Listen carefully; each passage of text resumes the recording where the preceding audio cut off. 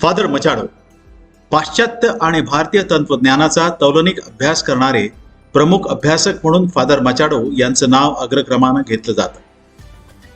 Catholic philosophy हा विषय घेऊन त्यांनी फ्रान्समधून पोस्ट ग्रॅज्युएशन पूर्ण केलं. रोमच्या व्हॅटिकन सिटीमध्ये सर्व मैत्री समभाव आयोगाचे ते तब्बल 15 वर्ष प्रमुख होते. सध्या वसईचे आर्च बिशप म्हणून ते कार्यभार सांभाळत आहेत. पुस्तकांचं विपुल लेखन आणि देशविदेशात तत्वज्ञान विदुषी म्हणून त्यांचा गौरव नेहमी होत असतो.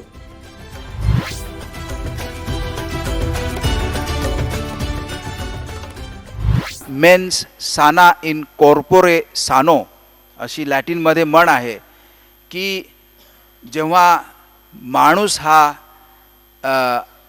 निरोगी असतो तेव्हाच त्याची मनस्थितीसुद्धा निरोगी असते. तर बरेचसे अमेरिकन लोक अमाप वेळ आणि पैसा खर्च करून शारीरिक व्यायामाच्या मागे लागलेले होते, परंतु त्यांच्या अशांतीने ग्रासलेल्या आत्मरूपाला त्यामुळे काही आराम मिळत नसे हे परत मला त्यांच्या बोलण्या चालण्यातून दिसून येत असे. कारण माणसाच्या जीवनाला कार्यरत म्हणजे ऑपरेशनल, बौद्धिक म्हणजे इंटेलेक्च्युअल व भावनिक म्हणजे इमोशनल अशा 3 बाजू आहेत व तिन्ही बाजूंचा समन्वय संगम जेथे घडतो तेथे माणूस खऱ्या अर्थाने परिपूर्णतेचा अनुभव घेत असतो. ज्ञानेश्वर माऊलींची धर्मकल्पना आणि परमेश्वर कल्पना ही सर्व समावेशक आहे. त्यावर महाराष्ट्रातील भागवत धर्म उभा आहे. म्हणूनच अशा पाया घातलेल्या ज्ञानेश्वरांनी स्थापन केलेल्या धर्माचे रामदास तुकारामासारखे संत जगाला हे ज्ञानेश्वर माऊलीमुळे मिळालेले आहेत. कारण त्यांची ही जी व्याख्या होती परमेश्वराविषयी, धर्माविषयी, ही ह्या तिन्ही बाजू ऑपरेशनल, इंटेलेक्च्युअल आणि इमोशनल कशा समन्वयितरित्या संगम झालेल्या अशा त्या होत्या हे आपल्याला अनुभवायला मिळते. आजच्या जगापुढे उत्पन्न झालेली धार्मिक विवार्तता शब्दाद्वारे 2 मुद्द्यात सांगता येईल. एक, सर्व धर्मांचे आज एकमेकांजवळ येणं. उदाहरणार्थ मी एक ख्रिश्चन धर्माचा आणि इथं कदाचित दुसरे कोणी पण असतील त्या धर्माचे, कदाचित इथं मुसलमान पण असतील, पण सर्वसाधारण आपण हिंदू धर्माचे इथं आहात, पण तरीसुद्धा मला काहीच परकेपणा वाटत नाही. इथं पाऊल ठेवताच मी इथं आलेलो आहे आणि मोठ्या प्रेमाने आणि अगदी बंधुभावाने माझं इथं स्वागत झालेलं आहे. हे माझंच जणू काही घर आहे. मला परकेपणा कुठेच वाटत नाही. हे मला वाटतं थोडंसं रिसंट आहे, हे आजचं आहे. असं धर्माचं जवळ येणं 19व्या शतकामध्ये बऱ्याच जणांनी कंपॅरेटिव्ह रिलिजनसाठी धर्माचा अभ्यास उचलला होता, परंतु जवळ काय आले नव्हते ते. आज फक्त आम्ही एकमेकांचाच अभ्यास करत नाहीत, मी ज्ञानेश्वरीचा अभ्यास केला एवढं नाही. आणि म्हणून काही लोक तोंडात बोट घालून विचारतात, पण तुम्ही कशाला केला? काही माझ्या धर्माचेच लोक विचारतात, काही अनेक इतर धर्माचे विचारतात, परंतु त्याच्यामध्ये विचित्र वाटण्यासारखं काहीच नाही. कारण मला माझ्या भावा बहिणीसारखे आणि जीवच्छ कंठच्छ मित्रमैत्रिणींसारखे, ज्याला आपण अक्रॉस द रिलिजियस बाउंड्रीज म्हणतो, तसं माझं कुटुंब झालेलं आहे असं मी मानतो. मी राहूच शकत नाही एकटा असा.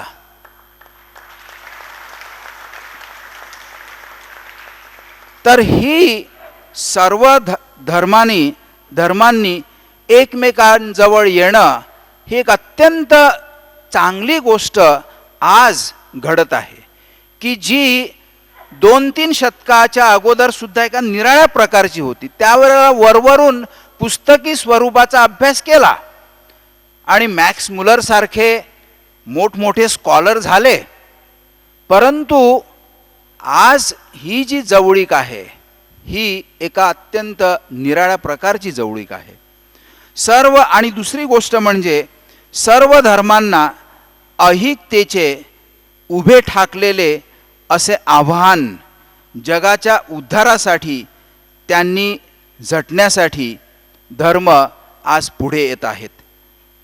बुडत्या जगाला वाचवण्यासाठी धर्म आहेत हे आज बऱ्याचशा जणाला पटायला लागलेलं आहे. पारतंत्र्यामधून, बंधनामधून माणसाची मुक्तता करण्यासाठी धर्म आहेत. आजच्या जगाचा उद्धार फक्त विज्ञान युगाच्या सहाय्याने कृती करून होणार नाही, हे अतिविज्ञानी जगाने म्हणजे अमेरिका, जपानसारख्या आणि युरोपसारख्या जगाने सुद्धा दाखवून द्यायला घेतलेलं आहे. त्याचप्रमाणे आजच्या बंधनात, पाशात सापडलेला मनुष्य फक्त मनन करून मुक्त होऊ शकत नाही, हे भारतासारख्या देशाने सुद्धा आज दाखवून द्यायला घेतलेलं आहे. ज्ञानेश्वरांच्या तत्त्वज्ञानामध्ये खोल शिरल्यावर आजच्या समस्यांची उत्तरे काही अंशी आपल्याला मिळू शकतात. आजची धार्मिक भांडणे धर्माच्या मुख्य 3 बाबींपैकी एकावरच भर दिल्याने निर्माण झालेली आहेत. हे ज्ञानेश्वरांच्या धर्मसंकल्पना, परमेश्वर संकल्पना समजून घेण्यातून आपल्याला कळून येईल. धर्माचे तादात्म्य म्हणजे धर्माची अस्मिता, आयडेंटिटी, विशेष करून त्या धर्मात असलेल्या लिखित वा प्रचलित तत्वानुसार केली जाते.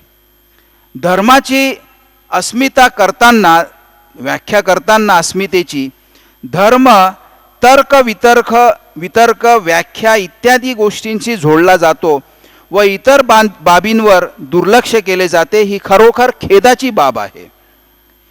ज्ञानेश्वरांनी धर्माचा सर्वसमावेशक व व्यापक विचार केल्यास एका धर्माविषयी दुसऱ्याच्या मनात असलेला गैरसमज दूर होईल व स्वतःच्या धर्माविषयी एखाद्याचा योग्य व यथार्थ असा समज आपल्याला दिसून येईल. जो धर्म माणसाला जीवनापासून पारखा करतो तो माझ्या दृष्टिकोनातून अधर्मच आहे. कारण अशाने माणूस व परमेश्वर ह्या दोघांचा नाश होतो. परमेश्वर आणि माणूस ही दोघे एकाच धर्मरूपी नाण्याच्या 2 बाजू आहेत.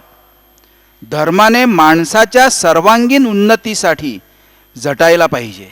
त्याने नेहमी माणसाला तारावयास पाहिजे. तो मारक बनता कामा नये.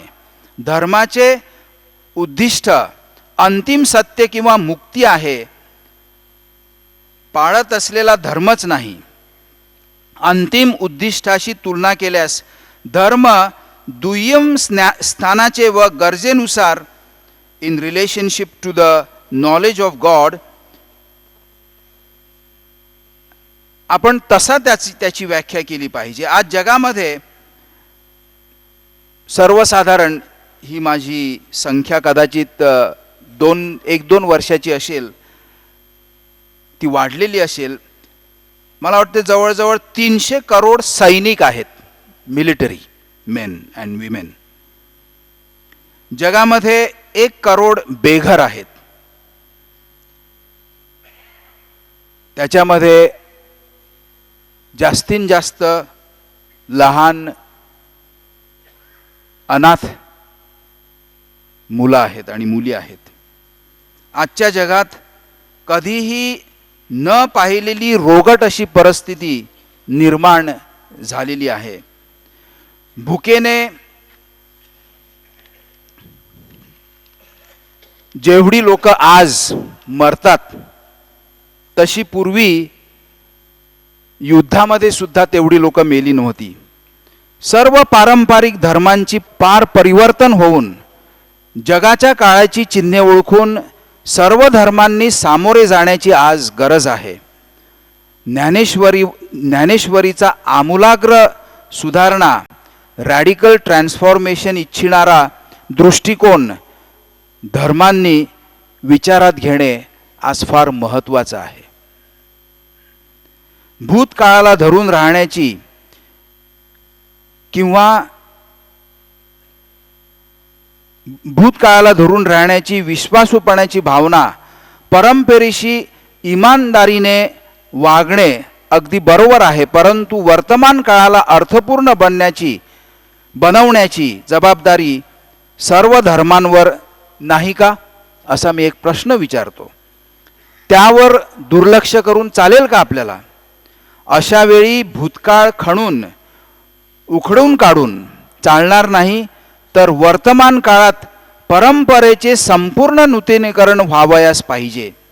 सदर नूतनीकरण धर्माने कंपुक वृत्ती तोडून देऊन व्यापक दृष्टी आणूनच होऊ शकते.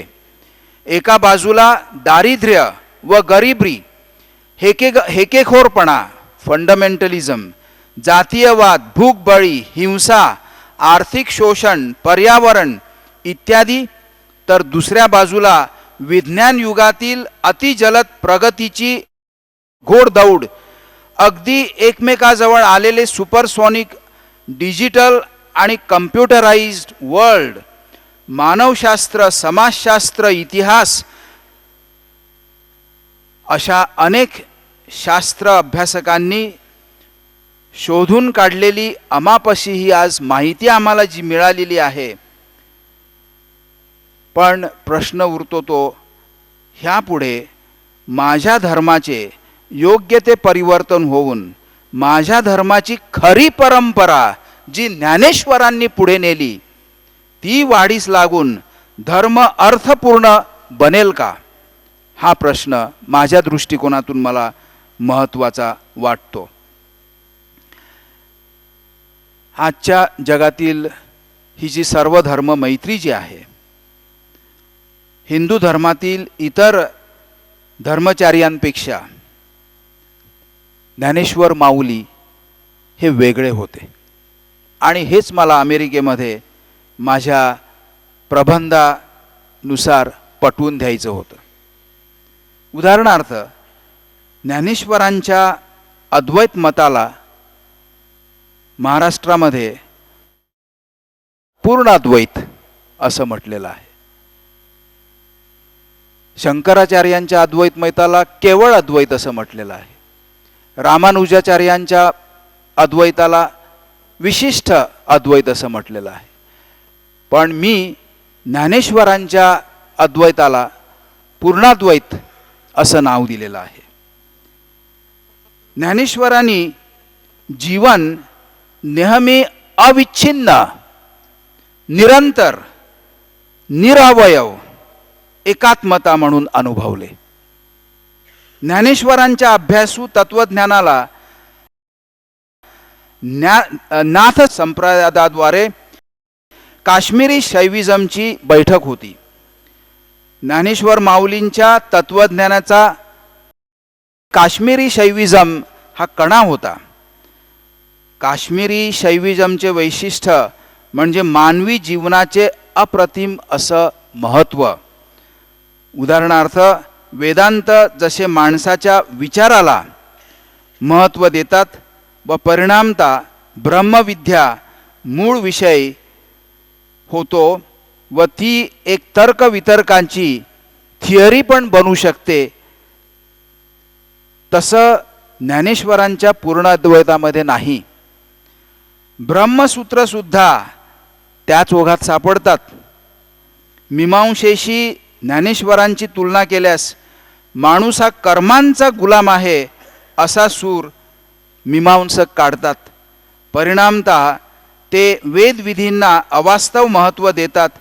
बुद्धवाद वेदांतासारखीच बाजू घेतात.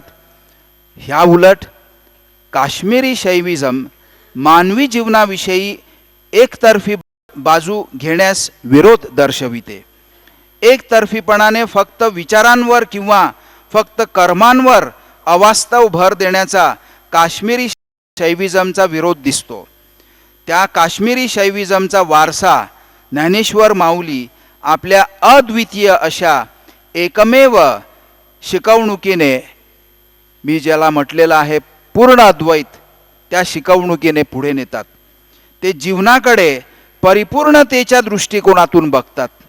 समग्र सर्वसमावेशक अशी ज्ञानेश्वरांची जीवनाविषयीची समज आहे. ज्ञानेश्वरीच्या 18व्या अध्यायातील पसायदानामध्ये आपणाला ज्ञानेश्वरांच्या सर्व शिकवणुकीचा गाभा मिळतो. आणि सुंदर असं ते पसायदान आपण महाराष्ट्रामध्ये गात असतो. तिथं म्हटलेलं आहे, आता विश्वात्मके देवे येणे वाग्यज्ञे तोषावे. आणि नंतर शेवट असा होतो, तेथ म्हणे श्री विश्वेश्वरावो हा होईल दान पसावो येणे बरे ज्ञान देवो सुखिया झाला. आजच्या धार्मिक समज म्हणजे धर्माविषयी पाहण्याचा हा जो दृष्टिकोन अत्यंत कंपूक व कोत्या वृत्तीचा जो बनला आहे, परिणामतः माणूस खऱ्या जीवनाला पारखा कसा होत चाललेला आहे, त्याची खरी वाढ कशी खुंटत आहे, तो समृद्धी परिपूर्णतेला मुकत आहे, असं चित्र आपण उभं केलेलं बघत असतो. विशेष करून बघा ना, तरुण ख्रिश्चन धर्मामध्ये सुद्धा तरुण जास्त धर्माकडे येत नाहीत. तसं बघायला गेलं तर रस्त्यावर आपण उतरलं तर धर्माविषयी तसं कोणाला जास्त काही पडलेलं नाही असं चित्र आपल्या डोळ्यापुढे येतं. कलियुगातील अंधश्रद्धेचा तुटका फुटका राहिलेला एक अवशेष म्हणून विज्ञान आज धर्मावर बघत असते. जातीयवादाचे मुख्य कारण आज धर्म आहे असे समाजशास्त्रज्ञ सांगतात. म्हणून प्रेरणादायक असलेल्या मनुष्याची वाढ खुंटवून त्याला बालिश ठेवण्याचे कार्य धर्म करतात असे मानसशास्त्रज्ञ सुद्धा आम्हाला सांगतात. आज तागायत जगात झालेली युद्धे बहुतेक धर्मामुळे झाली आहेत व सर्वात क्रूर हानी केलेली युद्धे ही धर्माने केली आहेत असे इतिहास तज्ज्ञ सांगतात. धार्मिक माणसाने या सर्व दाव्यांचा गंभीरपणे विचार करणे आज अत्यावश्यक आहे. आणि मी असं सांगेन की हे आपण ज्ञानेश्वरांच्या त्यांच्या परमेश्वर विषयक संकल्पनेच्या दृष्टिकोनातून धर्माच्या दृष्टिकोनातून केलेलं फार बरं होईल. हे दावे कोण्या एका धर्माबद्दल नाहीत, ते सर्व धर्माच्या विरुद्ध नाहीत, माणसाच्या धार्मिक स्वरूपाबद्दल जणू काही ते दावे आहेत. आज माणसाचे धार्मिक स्वरूपच म्हणजे माणसाचं हे जे रिलिजियस डायमेन्शन आहे तेच नष्ट होऊ पाहत आहे. आणि निरनिराळ्या धर्मातील माणसे एकमेकांच्या धर्मनिष्ठतेबद्दल भांडत बसली आहेत. किती उपरोधिक अशी ही परिस्थिती दिसते. धर्म जर का खरोखरच माणसाला काळीमा फासणारे असतील तर मग धर्मच पाळा कशाला असा प्रश्न आपल्यापुढे उपस्थित केला जातो. परंतु जर सर्व प्राण्यामध्ये माणूस हा अतिक्रूर जरी प्राणी आहे, माणूसच विकृतीने स्वतःचा फायदा नसताना दुसऱ्यांना मारतो, तर मग माणसाने माणूस पण सोडू द्यावे का? मला वाटतं ज्ञानेश्वरी आपल्याला हा प्रकाश दाखवते. धर्म आज माणसाच्या अंगावर मारण्याचं एक लेबल झालेला आहे. तो हिंदू आहे, हा ख्रिस्ती आहे, तो मुसलमान आहे. उलट ज्ञानेश्वर माणसाच्या अनुभवाला व त्यातून होणाऱ्या परिवर्तनाला प्राधान्य देतात. जग कसे असावे ह्या तार्किक विचारापेक्षा माणूस हे जसे जसे अनुभवतो त्या अनुभवाला ज्ञानेश्वर प्राधान्य देतात. जग कसे असावे ह्यातून ते असेच असावे ह्या वादातून ते इतरावर लादले जाते. आज दुर्दैवाने धर्म आणि अंतिम सत्य ह्यांचे समीकरण झालेले आहे. आमचा अमुक धर्म अंतिम सत्याकडे नेतो असे सांगणे एक झाले व अंतिम सत्यच आमचा धर्म आहे हे म्हणणं दुसरं झालं. काही धर्म आमचाच धर्म अंतिम सत्याकडे घेऊन जातो असाही हे का धरणारे आहेत. अशा धर्मांना मला सांगावेसे वाटते, अंतिम सत्याचे व माणसाच्या रोजच्या अनुभवातल्या जीवनाचे अतूट नाते आहे. जर माणूस अंतिम सत्याचे प्रतिबिंब म्हणून जगापुढे चमकत असेल तर ते मग कसे नाकारावे. आमचाच असा हट्टीपणाने वागणाऱ्या धर्मांनी आजूबाजूला नजर टाकावी व ते मानत असलेल्या अंतिम सत्याची इतर धर्मात प्रज्वलित झालेली अनेक प्रतिबिंब त्यांनी अनुभवावीत, म्हणजे आपण करीत असलेली चूक त्यांना निश्चित जाणवेल. ज्ञानेश्वरीने जे संत घडविले ते अनुभवसिद्ध संत होते. धर्माधर्मात भांडणे घालून देणारे ते नव्हते, तर किंबहुना सहिष्णुतेचे मूर्तिमंत आदर्श असे हे संत होते. आणि सहिष्णुताच नाही तर इतर धर्मांचा सन्मान राखणारे होते. ज्ञानेश्वरांनी पूर्ण अद्वैतानुसार जग व माणूस परमार्थाचे स्वरूप म्हणजे मॅनिफेस्टेशन म्हणून ओळखले. जगाचा व माणसाचा गंभीरतेने त्यांनी अनुभव घेतला. परमार्थाचा जगात कसा अनुभव घ्यावा हे त्यांनी आम्हाला शिकवले. ज्ञानेश्वर माऊलींनी निवृत्तीवर मार्ग सांगितला नाही, तर प्रवृत्तीपर योग आम्हाला सांगितला. त्यांनी प्रपंच व परमार्थ ह्यांची योग्य ती सांगड घातली. भक्तीने अद्वैताला तडा जात नाही, तर उलट खऱ्या अर्थाने भक्ती अद्वैत म्हणजे भक्कम बनते. ज्ञानेश्वरांनी हिंदू किंवा वैदिक धर्माचे प्रचलित धोक्यापासून रक्षण करण्याचा खोटा आव आणला नाही. आज धर्माधर्मातील भांडणे ही जो तो ज्याच्या त्याच्या धर्माचे रक्षण करायला निघाला आहे म्हणून उद्भवतात. ज्ञानेश्वरांची इमानी अंतिम सत्याशी होती, कुठल्या धर्माशी नव्हती. अंतिम सत्याचे रक्षण कोणा माणसाने होईल का? तशी अंतिम सत्याला गरज तरी आहे का? Truth is its own defence. सत्य सेल्फ रेव्हलेटोरी आहे आणि सेल्फ एक्सप्लेनेटोरी आहे, असे ज्ञानेश्वरांनी आम्हाला दाखवून दिलेलं आहे. सत्य स्वयंभूत असते असे ज्ञानेश्वर म्हणतात. ज्ञानेश्वरांना अनुसरून धार्मिक माणसाने मग कसले रक्षण केले पाहिजे? म्हणून शेवटी मी सांगून जातो की सर्वप्रथम लोकहित केलं पाहिजे. धर्म जेव्हा मोक्ष शिकवितात, तारण शिकवितात, तेव्हा ते कोण्या एका व्यक्तीला तारण्याचे बोलत नाहीत, तर माणुसकीला, मनुष्यत्वाला, त्याच्यात असलेल्या परमेश्वराला जणू काही डिफेंड करण्याचं असं सांगतात. दुसरी गोष्ट म्हणजे सत्य. सत्य हे एक आहे, पण गणितातला तो एक आकडा नाही. जग हे विविध धर्मीय आहे, हे बुद्धीने नुसते मानून नाही, तर प्रत्यक्षात त्याचे सर्व पातळीवर समर्थन झाले पाहिजे. तिसरी गोष्ट स्वातंत्र्य, मुक्ती. अंतिम सत्य स्वरूपताच मुक्त स्थिती आहे व त्याचे प्रतिबिंब मुक्त स्वरूपाचीच दिसायला पाहिजेत. आणि चौथी गोष्ट म्हणजे धर्मांचा काळानुरूप बदल. कुठलीही समस्या सोडविण्यासाठी माणसाने शरीर, अंतःकरण व मन, म्हणजे जसं आपण मराठीत म्हणतो तन, मन आणि धन, असं ओतलं पाहिजे. कुठली गोष्ट, कुठली समस्या सोडविण्यासाठी. दुसऱ्या शब्दात सांगायचे म्हणजे माणसाला खरी शांती, अंतिम स्वास्थ्य हे जेव्हा त्याचे शरीर, त्याचं मन आणि त्याचं अंतःकरण, त्याच्या भावना जेव्हा समयोचित एकत्र येतात तेव्हाच मिळते. शरीर, मन व भावना एक होणे म्हणजे एकाने, म्हणजे शरीराने मनाला गिळणं किंवा मनाने अंतःकरणाला गिळणं नाही, तर तिथं समन्वय होणे.